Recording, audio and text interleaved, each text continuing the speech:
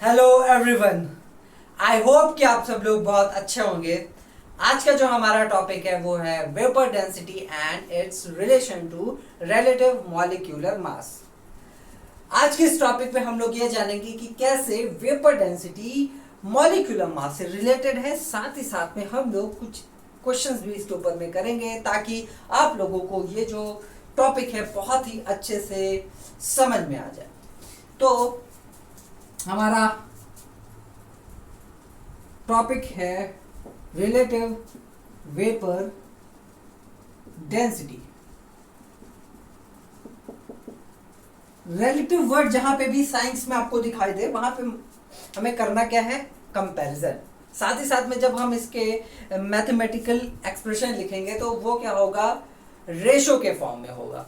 ये चीज आप लोग ध्यान में रखिएगा। तो यहाँ पे अगर इसका हम लोग स्टेटमेंट देखें तो क्या होता है कि the ratio of masses of equal volume of gas and hydrogen. यहाँ पे देखो गैस एंड हाइड्रोजन दो चीजों का क्या हुआ, कंपैरिजन हुआ, है ना भाई। दो चीजों का कंपैरिजन हुआ। अब यहाँ पे हाइड्रोजन क्या ले लिया गया, आइडियल ले लिया गया, यानी कि उसको एक बेस ले लिया गया। ठीक, क्या है, बेस ले लिया गया कि हाँ भैया तुम फिक्स्ड हो, कांस्टेंट हो। ठीक, अब तुम्हारी वैल्यू हमने ले ली तो अब तुम्हारे ही हिसाब से हम क्या करेंगे, सभी लोगों का कंपैरिजन करेंगे। जैसे कि अगर हम एक एग्जांपल लें, जैसे बड़े बुजुर्ग हमारे कहा करते थे कि जो भीम है, भीम महाभारत के भीम, उनके पास में 10,000 हाथियों का बल था। अब उन्होंने देखो कंपैरिजन कर दिया भीम का, किससे, हाथियों से, वो भी एक हाथी से नहीं, 10,000 हाथी से। तो हाथी का पावर समझ लो, बताया ये गया है कि भैया सबसे ज्यादा है, हाथी का पावर सबसे ज्यादा है। तो उसका कंपैरिजन हमने किसके साथ में कर दिया, भीम के साथ में कर दिया, वो भी एक नहीं 10,000। तो 10,000 हाथियों की पावर एक इंसान में थी। सोचिए देखो, ये होता है कंपैरिजन। ठीक है, तो इसी टाइप का कंपैरिजन यहाँ पे भी कुछ दिखाई दे रहा है। तो अगर हम इसका क्या बोलते हैं, स्टेटमेंट लिखें तो the ratio between the masses of equal volume of gas or vapor and hydrogen at same temperature and pressure. ये लाइन बहुत ही ज्यादा इंपॉर्टेंट है, क्योंकि अगर हम इन दोनों में से या तो इसको दोनों में से कोई भी एक चीज बढ़ाएंगे या दोनों बढ़ाएंगे तो क्या होगा, चेंजेस आएंगे। कैसे चेंजेस आएंगे, जो चेंजेस हम लोग चार्ल्स लॉ में और बॉयल्स लॉ में पढ़ चुके हैं, है ना। नहीं हो तो आप लोग जो हमारी पहली इस चैप्टर की जो पहली वीडियो मैंने बना के रखी है उसमें आप जाकर के देख सकते हैं। तो हम लोग आगे बढ़ते हैं। तो ये क्या है, इसका स्टेटमेंट है। अगर हम इसी चीज को क्या करें, अगर मैथमेटिकली लिखें, ठीक, तो क्या होगा, तो relative vapour density is equals to mass of volume of gas or vapor at STP।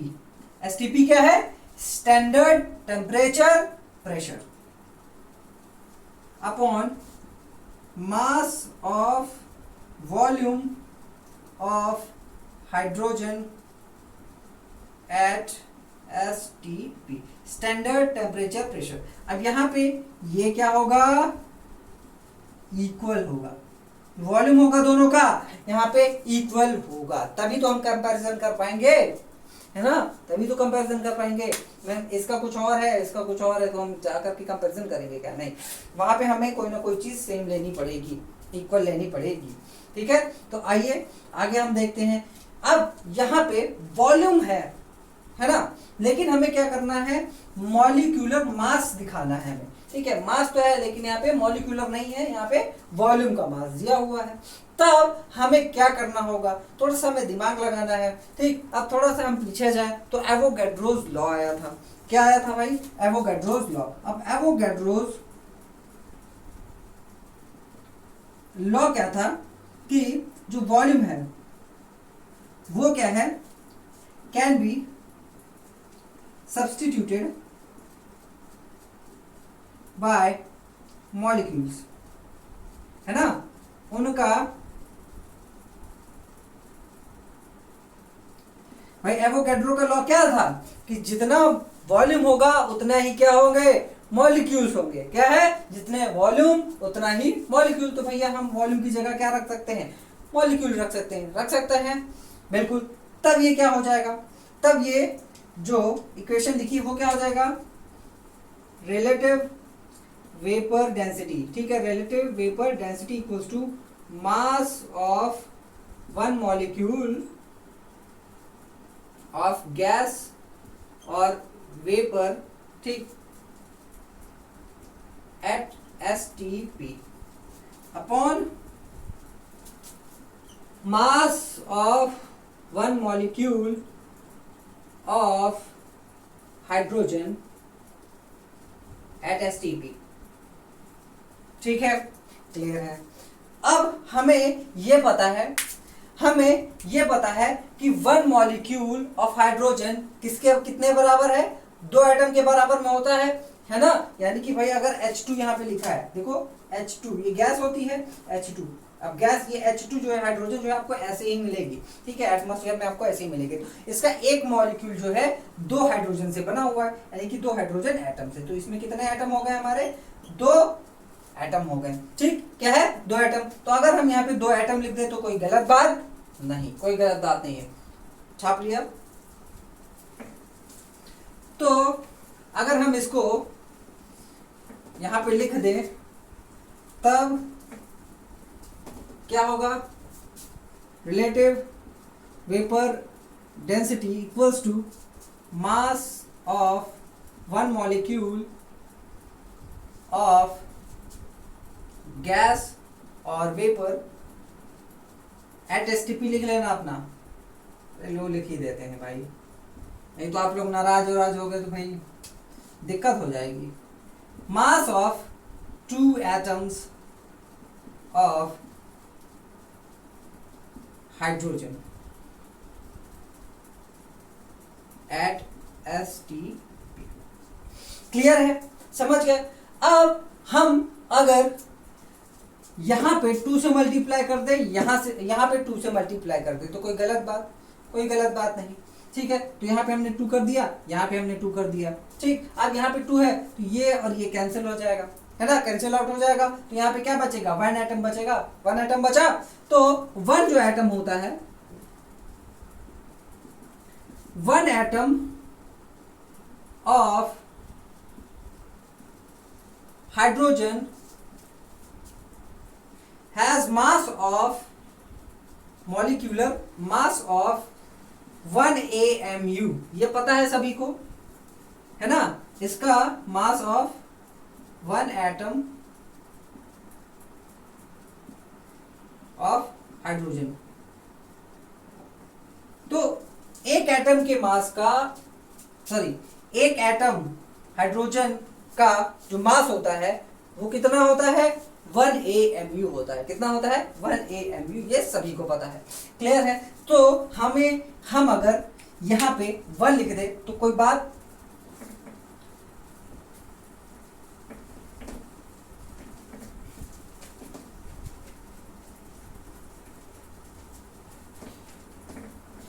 अगर हम यहां पे 1 लिख ले तो किसी को कोई दिक्कत नहीं होनी चाहिए भाई। तो ये क्या हो जाएगा, relative molecular mass of gas और वेपर ऑफ STP।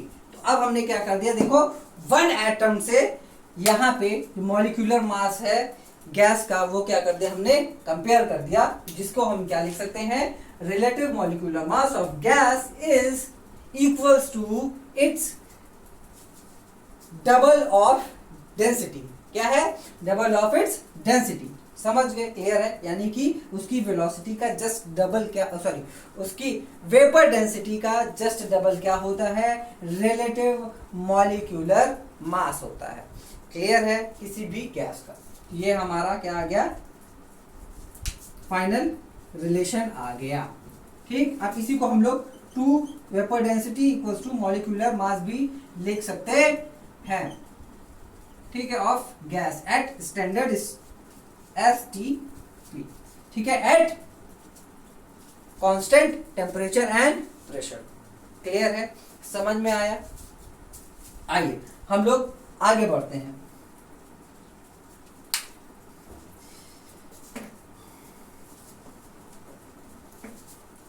अब अगर हम थोड़ा सा वॉल्यूम के ऊपर में बात करें तो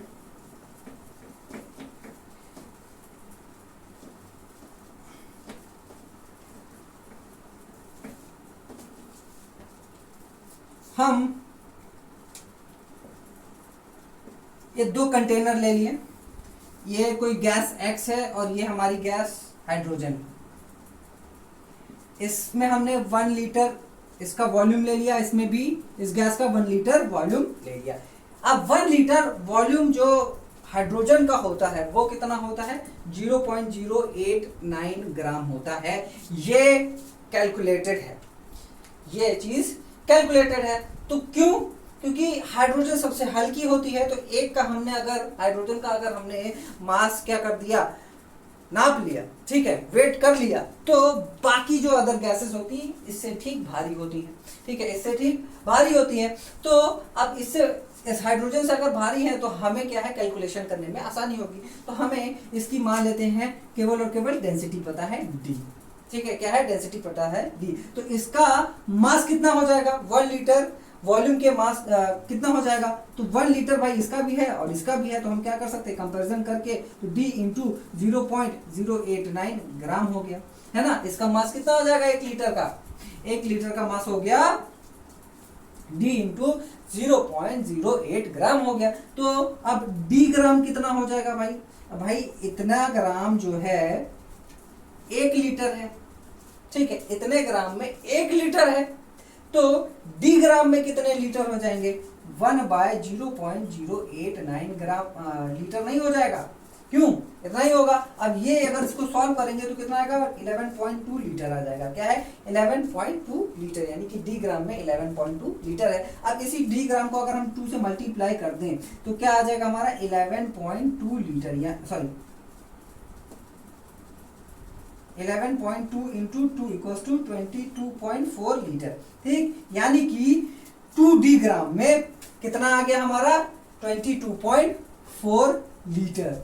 ठीक, यानी कि D ग्राम में हम देख रहे हैं यहाँ पे कि D ग्राम में कितना वॉल्यूम ये ऑक्यूपाई कर रहा है? 11.2 L होता है। कितना? 11.2 L ये क्या कर रहा है? ऑक्यूपाई कर रहा है। लेकिन अगर हम थोड़ा ध्यान से देखें 2D क्या होता है? मॉलिक्यूलर मास भी होता है ना। क्यों भाई? 2 इंटू डेंसिटी, वेपर डेंसिटी क्या होता है यहाँ पे? मॉलिक्यूलर मास होता है। हमें ये पता है, बिल्कुल पता है कि नहीं पता है? अभी पढ़े हैं भाई हम लोग, तो ये चीज पहले से पता है। तो अब हम इससे एक कंक्लूजन ये निकाल सकते हैं कि किसी भी गैस का जो मॉलिक्यूलर मास होगा, ठीक है, ग्राम मॉलिक्यूलर मास होगा, वो कितना होगा?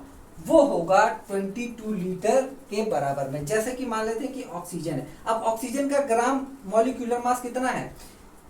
16 इंटू 2 है, जो कि है 32 ग्राम। कितना है? 32 ग्राम है। अब इस 32 ग्राम में कितना वॉल्यूम? ये तो जो 32 ग्राम है इसमें कितना वॉल्यूम होगा? वो होगा 22.4 लीटर। कितना हो जाएगा? 22.4 लीटर हो जाएगा। और यही हमारा क्या होता है? मोलर मास होता है। क्या होता है? मोलर मास होता है। जैसे कि अगर हम बात करें हाइड्रोजन का, तो इसका मॉलिक्यूलर मास कितना हो गया? 2 ग्राम हो गया, है ना। कितना हो गया? 2 ग्राम हो गया। तो अब ये जो 2 ग्राम है हाइड्रोजन कितना वॉल्यूम ऑक्यूपाई करेगा? 22.4 लीटर क्या करेगा? ये ऑक्यूपाई करेगा। जैसे कि हमारा 1 मोल होता है ना, 1 मोल में जितना वॉल्यूम ऑक्यूपाई होगा उसी को हम लोग क्या बोलेंगे, मोलर वॉल्यूम। क्या होगा, मोलर वॉल्यूम। और मोलर वॉल्यूम हमारा ये होता है, ठीक है, क्या है, मोलर वॉल्यूम। तो मोलर वॉल्यूम की वैल्यू हमारी ये है।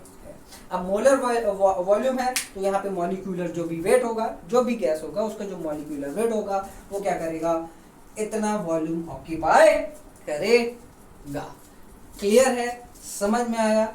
आइए अब हम लोग इस पे क्वेश्चंस सॉल्व करते हैं।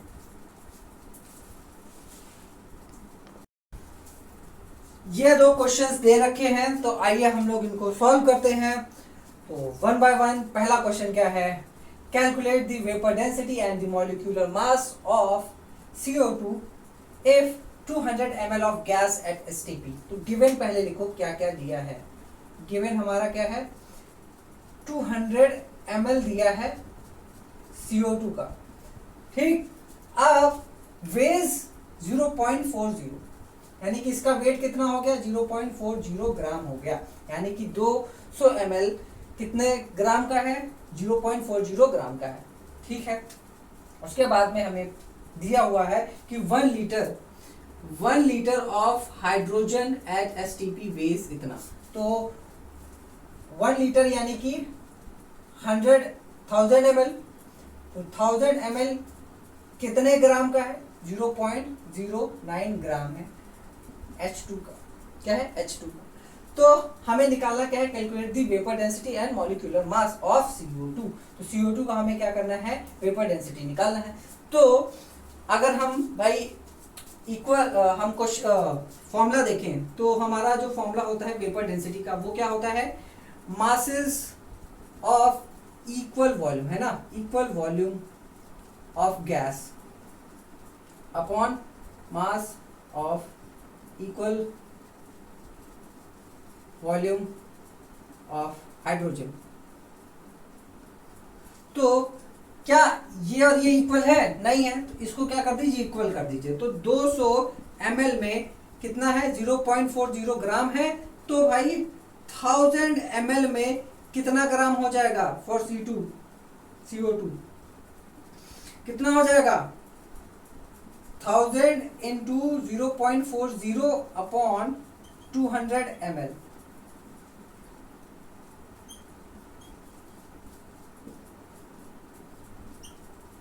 कितना आया, 2। तो 1000 ml ऑफ CO2 वेज 2 ग्राम, कितना है, 2 ग्राम, ठीक। तो VD कितना हो जाएगा, वेपर डेंसिटी हमारा कितना हो जाएगा, मास ऑफ गैस कितना है, 2 अपॉन मास ऑफ हाइड्रोजन कितना है, 0.09। यहां से आप पॉइंट हटाइए, यहाँ 100 से मल्टीप्लाई कर दीजिए, क्योंकि पॉइंट के बाद कितने डिजिट है, दो डिजिट है, यानी कि 2 जीरो पर लग जाएंगे, ठीक है। तो इसको हटा ही दीजिए, 9 1 जा 9, 9 1 जा 9, यहाँ पे 1 कैरी किया, 1.11, ठीक है। तो कितना आ गया, 22.22, कितना आ गया, 22.22। ये हमारा क्या है, VD। अब हमारा मॉलिक्यूलर मास कितना हो जाएगा, तो molecular mass equals to 2V into D। तो 2 इंटू 2.22 इक्वल्स टू 44.44 ग्राम। कितना है, 44 ग्राम। समझ में आया, क्लियर आया? मॉलिक्यूलर मास आपका कितना आ गया, CO2 का 44.44 ग्राम। तो इसको नोट करें। नेक्स्ट क्वेश्चन आप लोग ट्राई करिए, पॉज करके ट्राई करिए, इसका आंसर कमेंट बॉक्स में लिखिए। इसका भी सही होगा मैं रिप्लाई करूंगा, साथ ही साथ में जिसका नहीं सही है, जिसका सही है वो क्या करे, मैं सॉल्व करने जा रहा हूं, आप लोग चेक करें।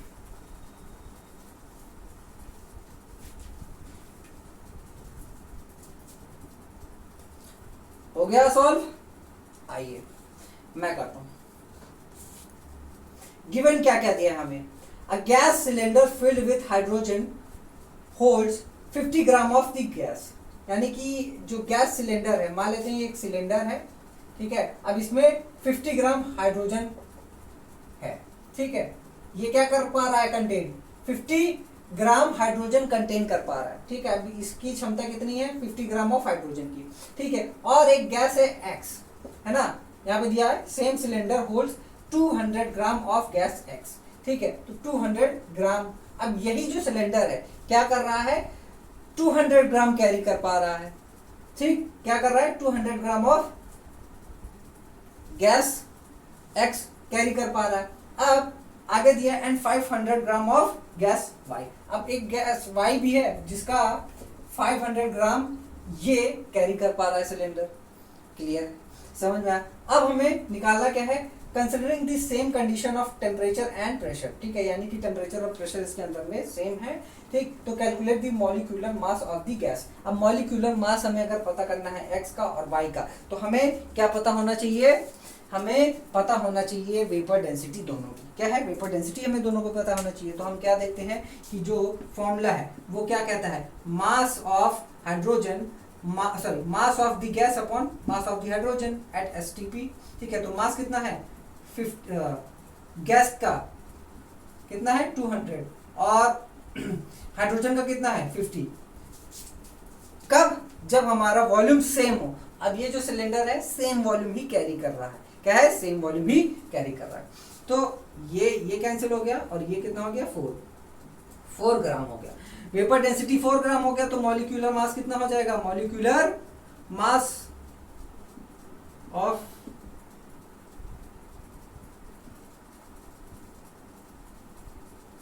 फॉर गैस एक्स के लिए है भाई, तो 2 इंटू 4 कितना हो गया, 8 ग्राम। तो इसका मॉलिक्यूलर मास कितना हो गया, 8 ग्राम। फिर उसके बाद में फॉर गैस वाई, तो वेपर डेंसिटी हमारी कितनी हो जाएगी, 500 बाय 50, 10 ग्राम आ गई वेपर डेंसिटी। और सॉरी 10 है, ग्राम नहीं, सॉरी ग्राम नहीं होगा, रेशो है तो रेशो में यूनिट नहीं होती है, सॉरी माफ करें मुझे, मेरे जबान से निकल गई, ठीक। चलो आगे बढ़ते हैं। मॉलिक्यूलर मास 2 इंटू 10, 20 ग्राम, कितना हो गया, 20 ग्राम। तो x का मॉलिक्यूलर मास कितना आ गया, 8 ग्राम, y का कितना आ गया, 20 ग्राम। क्लियर है। तो इस तरह के क्वेश्चन आप लोग ढूंढिए बुक से और खुद से सॉल्व करिए। और कहीं पे आपको दिक्कत होती है तो आप क्या करिए, डिस्क्रिप्शन बॉक्स में एक लिंक मैंने दे रखी है टेलीग्राम चैनल की, वहां पे आप आ सकते हैं और साथ ही साथ में हमसे क्वेश्चन पूछ सकते हैं। और वहां पे आपको नोट्स भी प्रोवाइड की जाती है, तो आप लोग डाउनलोड कर सकते हैं। और अगर कोई पढ़ाई से रिलेटेड प्रॉब्लम है तो वहाँ पे भी आप पूछ सकते हैं। अगर आपकी कोई वीडियो के ऊपर में रिक्वेस्ट है तो बिल्कुल आप उसे भी बोलिए, हम उस वीडियो के ऊपर में काम करेंगे और उस वीडियो को भी हम लोग बनाएंगे उस टॉपिक के ऊपर में, जो भी आपका टॉपिक, आप जिस टॉपिक में आप चाहेंगे, ठीक है। अगर रिक्वेस्ट बहुत ज़्यादा आई तो, ठीक। और अपने दोस्तों के साथ में भी इस वीडियो को शेयर करें। भाई दोस्त है, दोस्ती बहुत ही नसीबों से मिलते हैं, ठीक। सच्चे दोस्त तो ऐसे बहुत सारे होते हैं, लेकिन सच्चे दोस्त होते हैं वो नसीबों से मिलते हैं। तो भाई अपने दोस्तों को काहे पीछा रहने दोगे क्या, आप आगे निकल जाओगे, आपका दोस्त पीछा रह जाएगा, अच्छा लगेगा नहीं ना, तो उसको भी शेयर करो यार, ठीक। मिलकर के आगे बढ़ते हैं हम लोग, ठीक। अपना ख्याल रखिए, अच्छे से पढ़ाई करिए। हम लोग मिलते हैं नेक्स्ट वीडियो में, तब तक के लिए बाय बाय।